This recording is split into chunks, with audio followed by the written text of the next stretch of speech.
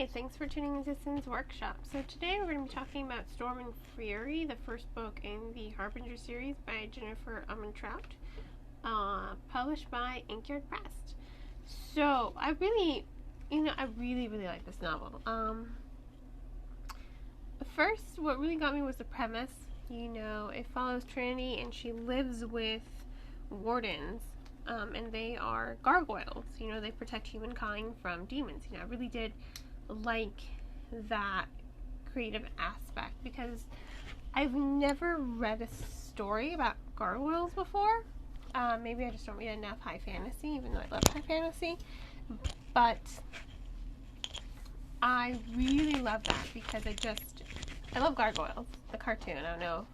I'm sure many of you know of it.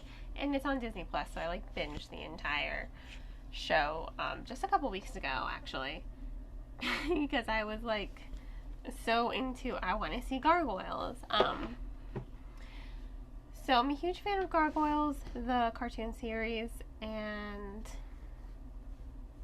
honestly, that's kind of what sold me on this book. It's a story about gargoyles. I was really, really happy to read it. It's been on my shelf for a while now, probably almost a year.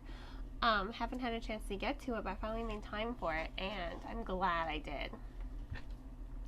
So that's really key and what I loved about this book. Armentrout, she's really good at her storytelling. I've read her other series, the Lux series, The Darkest Star and The Burning Shadow, which I both really liked. You can see those reviews on Sin's Workshop. I don't have any podcasts for those. Maybe I'll go back and record podcasts, but we'll see. But I am a fan of her work. I really do think she is a strong writer. I think she is a really good writer. And the reason for that is she never just gives anything to the reader. She doesn't just give things away. She builds to it. She's really good at building tension. She's really good at building intrigue. And she's just really good at her storytelling. And I really have to applaud her for that. She's also really good at characterization.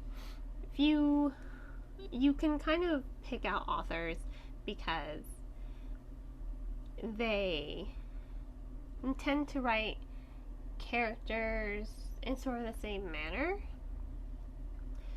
But Trinity is completely different from her characters in the Lux series. And the reason is one of her trademarks is her female characters tend to be formidable but also reckless and impulsive. That is one of her trademarks I've noticed in her writing. Her female characters kind of just do whatever, regardless of the consequences. But I like that about her female characters. They don't need a man to save them. They are not damsels in distress. And for Trinity, it would be so easy for her to be damsel in distress because she does suffer from sort of a disability. She does have retinal pigmentosa, so she is going blind, but she's still a formidable character. Gargoyles are supposed to be... You've seen gargoyles.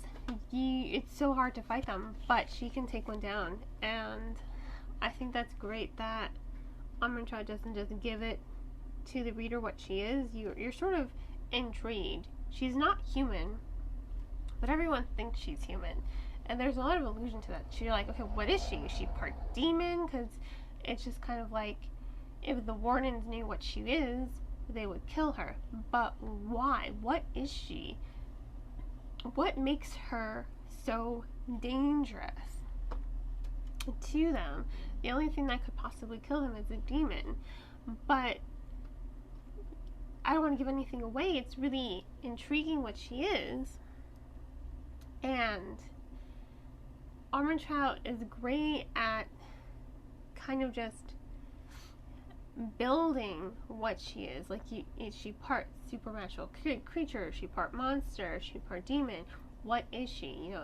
She doesn't just give it away. She creates this intrigue. She creates the tension around this intrigue because you're reading this and you're like, wondering constantly what she is. And I think that's really good storytelling when you're really that engaged and invested in trying to find out what the mystery is in the story.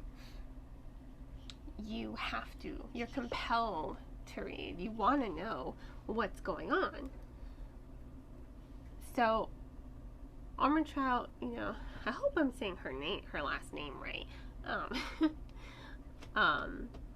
She's really good at doing that. She's really good at writing a story and creating intrigue, not just around the characters, but around the plot as well, because there's something going around killing demons and wardens. So you're intrigued. You want to know what is going on. And she throws in so many plot twists and a lot of interesting characters into the mix. You've got witches, you've got demons, you've got half demons, you've got gargoyles, you've got gargoyles that are kind of have lost something. I mean, there's a lot of gray area in the novel, and I think that's really good because the wardens kind of see everything in black or white, but then you kind of have to see everything in the shade of gray, and I think it's really eye-opening because it's complex. It does mirror complexities of humans. That's not true. There are some people that are born bad. But I think, this is a fictional example, but you can just look at Dexter. He was not born bad, but something made him bad, but he uses his evilness for good. Does that make sense? I hope I'm making sense. Anyway, my point is nothing's just clear cut black or white. There's lots of shades of gray. Some things are, black and white, bad, good. But in life, I think we have to view things as lots of gray area. There's lots of gray area. A white lie is a gray area. Stealing food for your family, that's a gray area. So there's lots of gray area in life, and I think that's kind of what Armentrout's trying to highlight with this novel, that you can have good and you can have bad, but you can have also a lot of gray area in both. Like, just because wardens are born good, that doesn't mean that they cannot do evil. And just because demons are born bad, that doesn't mean they don't have the capability for goodness. That just reminds me of the Evil Librarian series, which I also highly recommend.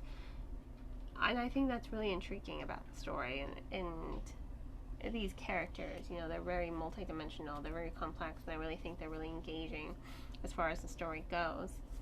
And as for Trinity herself, I kind of loved her.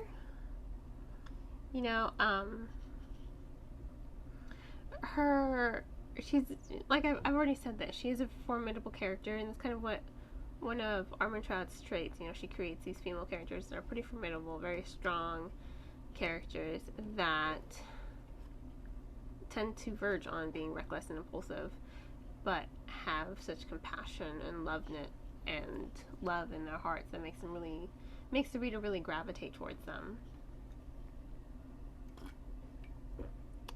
Sorry, I had to drink my cup of coffee. But I think it's her characterization of Trinity, and everything Trinity has to deal with, her internal narrative, how she is able to talk to ghosts. I think everything makes her really engaging as far as a character. She's structured in such a way that you can relate to her, you can empathize with her, you can sympathize for her. You're able to connect to her, and you want to follow her on this journey. You want to see where everything is going to go and how everything's going to happen. Plus, you want to know what she is, which is really key. Like, that was key for me. Like, I really wanted to know what the hell she was. And when it was finally revealed, threw me out of the water. Out of the water. So, definitely, I give Storm and Fury 4.5 stars. I really do think that Armentrout has told a brilliant story with these gargoyles. It's unique, it is fresh, and these gargoyles, they sort of mirror Goliath and Demona, and I think that's really cool. Because like I said, I'm a huge fan of Gargoyle. So if you're a huge fan of the Gargoyles cartoon series, you're definitely going to be engaged in this novel, you're probably going to like it, because I loved it. Like I said, 4.5 stars. You know, it's moving, it's thoughtful, it's action-packed, and it's unpredictable. You know, there are so many plot twists thrown in that kind of threw me away. I was like, what the hell? I didn't see them coming. So, once again, check out Storm and Fury by Jennifer Armentrout. I'm really excited to start her second novel. I was able to get an arc of it, so hopefully I'll get to read it really soon. There's just so many, I have so many arcs. They're just kind of piled. So stay tuned for Rage and Ruin, the second book in the Harbinger series. I'm excited for it. So I hope you'll be excited for it once you read Storm of Fury. Purchase it from your local bookseller. You can get it on bookshop.org. You can get it on Barnes & Noble, IndieBound, Book Depository. So go ahead, check out this book from your local bookseller. Please support your local bookseller. Amazon gets enough business. And if money is too tight, check out the book from your local library. Libraries are great. Cannot recommend them a lot. Cannot recommend them enough. You know, I get a lot of books from the library as well. So check the book out from your local library or support your local bookseller. And I hope you have a great rest of your day. Please don't forget to subscribe and like this. And as always, happy reading.